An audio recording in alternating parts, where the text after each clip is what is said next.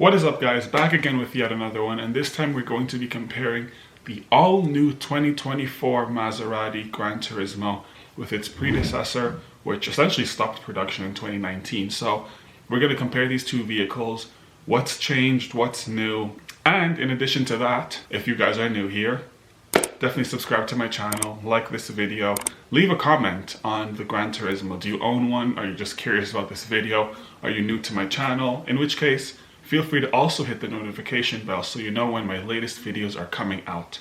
Of course, it's for the algorithm, also because I had been away a while. You can look a few videos back if you want to see why.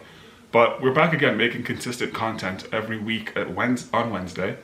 So yeah, definitely hit the notification bell, subscribe if you haven't already, like a video if you haven't already, and without further ado, let's start up the video.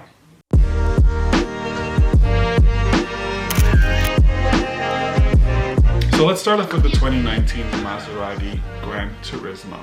So, of course, as I just mentioned, they stopped production in 2019 mainly to focus on other models of Maserati. However, they decided to totally revamp it. This new vehicle is going off of the MC20, which I may have made a video about in the past.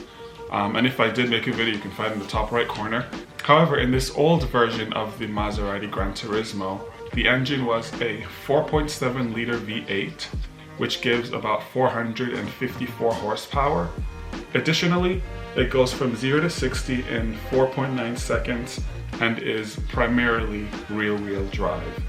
So as far as the power of this car, for starters, give or take 450 horsepower, is quite good. It's actually very good for a sports car. And of course, Italian engineering, I'm sure at some point you've probably heard the exhaust note of a Maserati GranTurismo. And if you haven't, here's what it sounds like.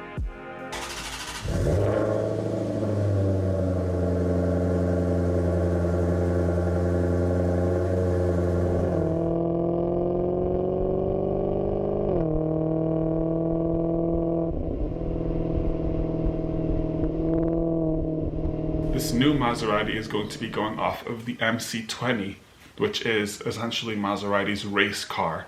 And so it's going to have a lot of similar looks, a lot of similar specs. So starting with the specs, we're looking at a twin-turbo V6 engine that gives us 483 horsepower on the lower end, and it can go all the way up to 542 horsepower. As far as 0 to 60, it does that in 3.9 seconds. And it is a primarily all-wheel drive vehicle. So you can see some of the differences. I'll sort of put the statistics on either side so you can compare and contrast the differences between the older model as well as the newer model. Of course, we haven't seen what that looks like, but that's something that we're going to be finding out fairly soon, hopefully at least. Of course, the car, again, as I mentioned, comes out, well, it's going to be a 2024 Maserati, but you know how cars are. They usually come out in 2023 up until 2024. So the car is likely to be coming out next year. As far as the date, I don't have it personally. I'm just going purely off of the model year of said vehicle.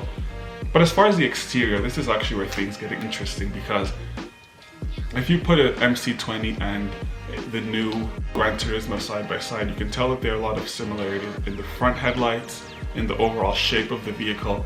It hasn't quite diverted too far from the 2019, but you can tell that they've made enough updates to where it's its own thing now.